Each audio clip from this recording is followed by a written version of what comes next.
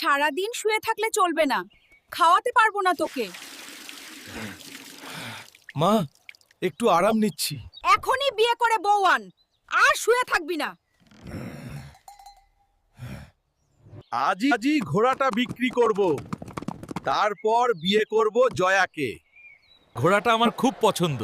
নাও Hulk ঘোড়ার টাকা। আজ খুব খুশি আমি।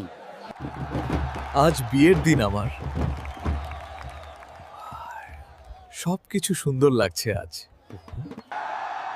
ছেলে, হাল্ক ভাই, জয়া পালিয়ে গেছে। ছেলে, অন্য ছেলের সাথে গেছে। হাল্ক, কি বলছো তুমি?